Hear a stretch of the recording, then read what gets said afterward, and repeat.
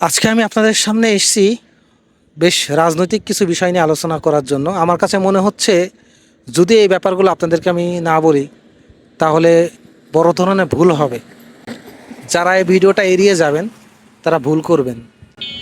দেখেন, বাংলাদেশের রাজনীতি নিয়ে আমার কিছু বলার নেই, আর আমার পছন্দও না, তো বলার থাকবেটা কি? তার থেকে বড় বিষয় হচ্ছে দুইটা বড় ধরনের ফিতনা বা অসুবিধা আমাদের মাঝে, আমাদের বাংলাদেশের উপরে আসতে চলেছে। প্রত্যেকটা মানুষ খারাপ আছে, ভালো আছে, অস্বীকার করার কোনো সুযোগ নেই। এটা বাদ বাকি ভালো মন্দ বিষয় নিয়ে আমি কথা বলতে চাই না। সেই বিষয় আমি মেনে নিয়েছি বা মানি, যাতে সেই খারাপগুলো আছে বা হয়েছে। বর্তমান বাংলাদেশে যে দুইটা বড় বড় সমস্যা, একটা হচ্ছে যে যেই রাজনৈতিক দলগুলো আছে তাদের নিজস্ব অন্ধবিশ্বাসের উপর ভিত্তি করে, তাদের দলের উপর ভিত্তি করে তারা চলতেছে, তারা নিজেরাও জানে না যে তারা কত বড় ভুল করতেছে। আর দ্বিতীয় বড় সমস্যা হচ্ছে যে বৈদেশিক একটা প্রবল ষড়যন্ত্র শিকার হচ্ছে এই রাজনৈতিক অনুসারী মানুষগুলো এবং সাধারণ মানুষগুলো। সাধারণ জনগণ বাংলাদেশের এই জিনিসটা ধরে উঠতে পারতেছে না। আমাদের তারেক রহমান সাহেব কিন্তু একজন বর্তমানে প্রধানমন্ত্রী, তিনি ভালো কি মন্দ সেই বিষয় নিয়ে আমি কথা বলতেছি না, কিন্তু এই বর্তমানে এই মুহূর্তে তিনি কিন্তু বাংলাদেশে বাঁচানোর চেষ্টা করতেছে। বাংলাদেশ বা বাংলাদেশের বিএনপির প্রায় একটা ভাগ কিন্তু ভারতের সম্পূর্ণ দালালি করার জন্য প্রবল আকারে তারা চেষ্টা চালাচ্ছে, এবং তারেক রহমানকেও তিনাকেও হচ্ছে বেশ ওই রাস্তা নেওয়ার জন্য তারা চেষ্টা করছে, তারা ব্যর্থ হয়েছে। কারণ কি? তার আগে কিছু কথা বলে রাখি। আমাদের প্রধানমন্ত্রী তারেক রহমান, তিনার মা খালেদা জিয়া, তিনি কিন্তু ইসলামের প্রতি তার একটা দরদ ছিল। আমি এটা বলবো না যে সে ভালো কি মন্দ, সেটা নিয়ে আমি কথা, মানে তার যতটুকু ভালো আমি দেখেছি, ইসলামের প্রতি তার দরদ ছিল। সেই পারপাসে কিন্তু তারেক জিয়া, তার মায়ের এই মনোভাবটা কিন্তু, আদর্শটা তার ভিতরেও কম বেশি আছে। কিন্তু বর্তমানে তারেক রহমান একদিকে, বিএনপি দল আরেক দিকে।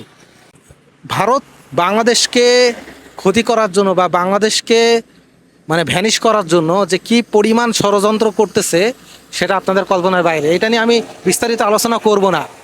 আমি আলোচনা করতে যাচ্ছি এইটুকু, যে তারেক রহমান সাহেব কিন্তু তিনি বাংলাদেশটাকে টিকিয়ে রাখার জন্য এমন চেষ্টা করতেছে, কিন্তু বিএনপির যেসব বড় বড় অলরেডি ভারতের এজেন্টরা সংসদে বসে আছে একজন, আপনারা জানেন কি, আমি বলবো না, কারণ আমার ভয় লাগে এইসব বিষয়ে ক্লিয়ারেন্স করতে গেলে। আমি এইটুকু বলবো যে আপনারা এইটুকু নিশ্চিত থাকেন যে সংসদের ভিতরে যদি একজন দেশটাকে ভালো করতে যাচ্ছে, সে হচ্ছে তারেক রহমান, এবং তার সহকর্মীরাও কিন্তু তার সাপোর্টে নেই। কিন্তু এই ব্যাপারটা তো আর প্রকাশ করতে পারতেছেন না, কারণ এটা যদি প্রকাশ করতে যায় আরও সমস্যা হবে, রাজনৈতিকভাবে আরও বিশৃঙ্খলার সৃষ্টি হবে, যার জন্য ব্যাপারটাকে তিনি বুকে চেপে দিয়ে মানে মানে মানে বুকে পাথর চেপে দিয়ে কিন্তু দৌড়ানো হচ্ছে। তো আমার এইটুকু আমি বিষয়গুলো স্পষ্ট হয়েছে। অনেক ব্যাপার আছে, যেমন চায়নার সাথে বেশ কিছু কোলাবোরেশন করা, কিছু চুক্তি করে নেওয়া, চট্টগ্রাম করিডোর থেকে চায়নাকে শেয়ার করে দেওয়া ইত্যাদি বেশ কিছু ভালো ভালো কাজ করেছে ভারত থেকে বাঁচার জন্য আমাদের দেশটাকে। তার উদ্দেশ্য ছিল এরকম, আমি যতদূর মনে হয়। আর জামাত ইসলামের যে বর্তমান যে ডাক্তার শফিকুর রহমান আছেন, তিনিও কিন্তু, এবং তারেক রহমান, ইনারা কিন্তু খুবই মানে পজিটিভ, এবং ইনারা এক মতের উপর চলতেছে। কিন্তু বাকি বিএনপির যেসব এজেন্টরা আছে, এরা কিন্তু টোটালি ভারতের সাপোর্ট অনুযায়ী চলতেছে, যার জন্য দেখা যাচ্ছে যে এর খেসারত কিন্তু বাঙালিদেরকে খুব চরমভাবে দিতে হবে। এই মুহূর্তে তারেক রহমানের পাশে আমি যতদূর আমি জানি হয়তোবা মির্জা ফখরুল ইসলাম এবং হচ্ছে রিজভী সাহেব, হাতে গোনা 2-3 জন বাদে বিএনপির, আর এদিকে জামাত ইসলামের সাপোর্ট ছাড়া তারেক রহমানের পাশে আর কেউ নেই। বিলিভ করেন, এই লোকটাকে এই সম্পর্কে যত নেগেটিভিটি আপনি সারা বাংলাদেশে ছড়িয়ে ছিটে আছে, এইটার সম্পূর্ণ দায়ভার বর্তমান ক্ষমতাসীন সংসদের যেসব বড় বড় রাঘব বোয়ালগুলো আছে, তারেক রহমান বাদ দিয়ে, তারা এর পিছনে দায়ী আছে। কিন্তু দেশটাকে বাঁচানোর জন্য চেষ্টা করতেছে এই এই মানুষটা, কিন্তু এটাকে বুঝতে পারতেছি না আমরা জনগণ। এই জন্য আমরা তাকে অনেক সময় ব্লেম দিচ্ছি। হ্যাঁ, সে খারাপ বা তার অতীতে খারাপ কিছু থাকতে পারে, যাই থাক, এই মুহূর্তে এই সিচুয়েশনে সে যেই ভূমিকা পালন করতেছে সেটা আপনার আমার কল্পনার বাইরে। তো আমার কাছে মনে হচ্ছে এই মুহূর্তে তারেক রহমানের সাপোর্টে থাকা উচিত। কারণ যেই সংসদে জুলাই নিয়ে উল্টাপাল্টা কথা বলার পরও সংসদে তারা যেতে পারছে, তাহলে বোঝেন যে কত বড় ধোঁকাবাজি আমরা তাদের সাথে করছি, এই জনগণের সাথে করেছি।